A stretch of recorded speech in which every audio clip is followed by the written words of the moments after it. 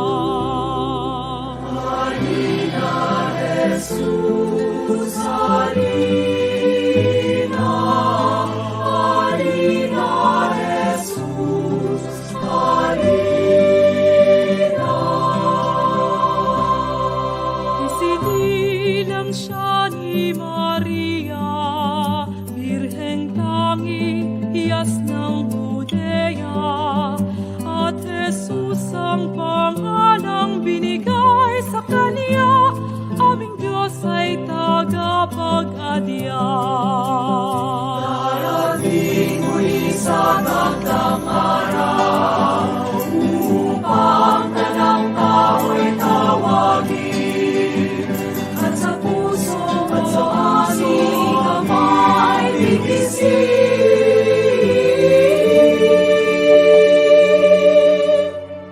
sa pag-ibig na di mamahalin.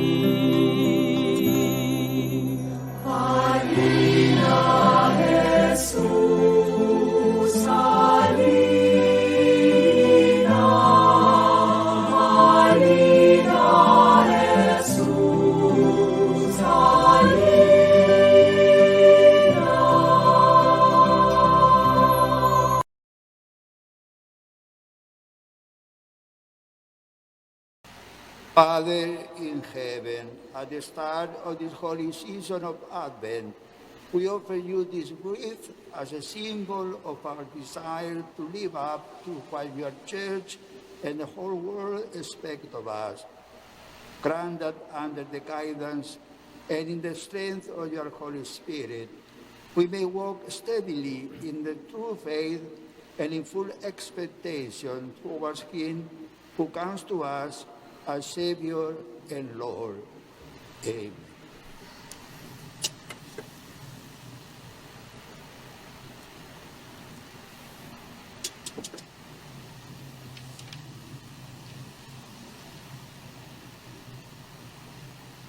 For thousands of years, the people of Israel keep looking eagerly forward in the hope of meeting the promised Savior. At the start of Advent, we too look far into the distance, trying to see the light and visualize the promised Redeemer. And we keep our ears tuned to the sound that we know will be heard. A child has been born unto us, ready to acknowledge and glorify Him as Lord and Savior. Yearning, longing for the Lord is a sure way to holiness. Let us then, with all our heart, long for Him.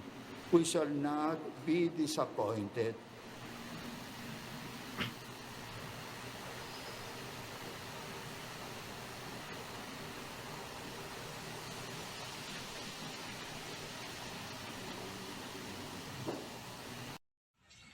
A reading from the Holy Gospel according to Luke. Glory to you, O Lord. Jesus said to his disciples, "There will be signs in the sun, the moon, and the stars, and on earth. Nations will be in dismay, perplexed by the roaring of the sea and the waves. People will die of fright in anticipation of what is coming upon the world. For the powers of the heavens will be shaken, and then they will see the Son of Man coming in a cloud with power and great glory. But when these signs begin to happen, stand erect and raise your heads, because your redemption is at hand. Beware that your hearts do not become drowsy from carousing and drunkenness and the anxieties of daily life, and that they catch you by surprise like a trap. For that day will assault everyone who lives on the face of the earth. Be vigilant at all time and pray that you have the strength to escape the tribulations that are imminent and to stand before the Son of Man." The Gospel of the Lord. Praise to you, O Lord Jesus Christ. Reflection.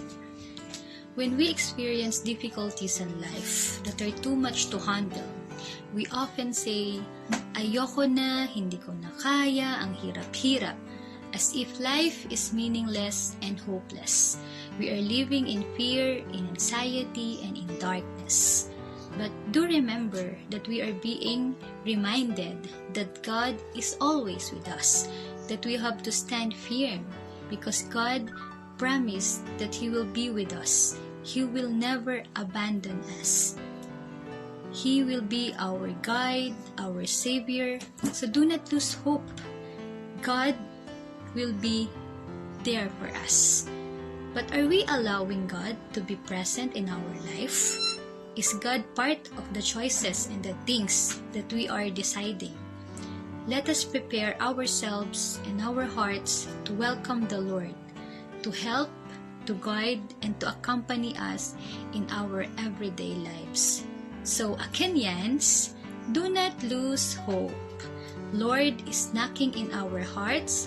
Open your heart and welcome Him to give light and make our lives meaningful again. Good morning. Prayers of the faithful. Let our response be, Lord, hear our prayer.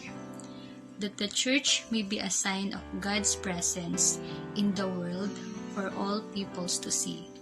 Let us pray to the Lord. Lord, hear our prayer. That our country may be safe and dwell secure. Let us pray to the Lord. Lord, hear our prayer. For those who easily become bloated with indulgence and drunkenness, may the Spirit give them courage to change for better. Let us pray to the Lord. Lord, hear our prayer. That our children and little ones at home may be spared from sickness. Let us pray to the Lord. Lord, hear our prayer. That at all times, especially during Advent, we may be at peace with one another. Let us pray to the Lord. Lord, hear our prayer. That we may receive guidance from the Spirit in the practice of self-denial during Advent. As preparation for Christmas, let us pray to the Lord. Lord, hear our prayer.